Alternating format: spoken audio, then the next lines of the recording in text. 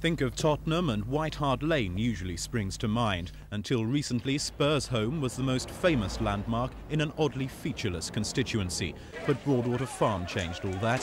The 1985 riot turned the towers and walkways into a notorious new symbol. The estate's problems became a political issue, and Haringey's then leader, Bernie Grant, was the man at the sharp end. His controversial comments then, and some of the Labour Council's policies since, have given fresh hope to his main general election rivals, the SDP Liberal Alliance and the Tories. They're hoping the Labour candidate's image could have turned a safe Labour seat into something winnable. But Bernie's banking on the old image no more than denting the 9,000-plus majority he hopes to inherit from the old Labour MP Norman Atkinson. In stark contrast to the strident headlines, he's conducting a curiously low-key campaign, whether meeting workers at a local hospital threatened with ward closures or doorstepping the probables. You know, Labour has promised to increase the pensions by £5 and £8 and to increase cut the waiting list in the health service. You know all that. All right, okay. The campaigning style is quiet, almost reserved, with health and unemployment as well as pensions the most prominent issues. Sandwiched between a butcher's and a betting shop, and behind the children's clothing and the dresses is the campaign headquarters of the Liberal SDP Alliance. And Stuart Etherington is one of the men hoping to stop that grey Sierra.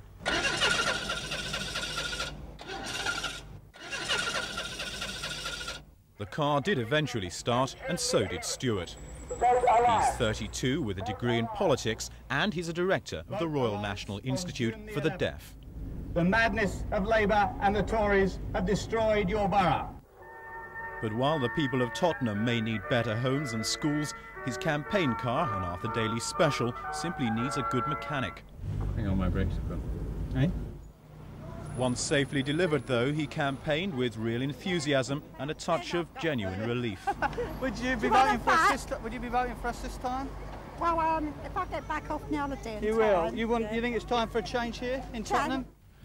Meanwhile, at the leafier end of the constituency, the Torymobile arrives. Buoyed up with blue balloons, it carries the Conservative hopes for Tottenham with no apparent technical problems. Peter Murphy is the local Tory heavyweight, now seeking a bigger platform. He's well known here for his strident opposition to the local Labour Party's policies and for being banned from council committee meetings. But here in South Tottenham, the 40-year-old surveyor preaches to the converted. Because it's not good enough for a Labour voter just to stop voting Labour. If they really are dissatisfied with the way this borough's run and the way this country would be run if Labour were elected, then they've got to vote Conservative.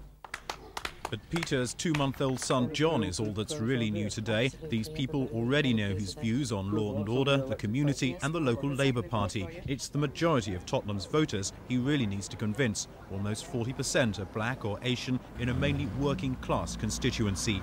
And if the local government elections are anything to go by, the Tories in Tottenham, like the Alliance, still face an uphill struggle.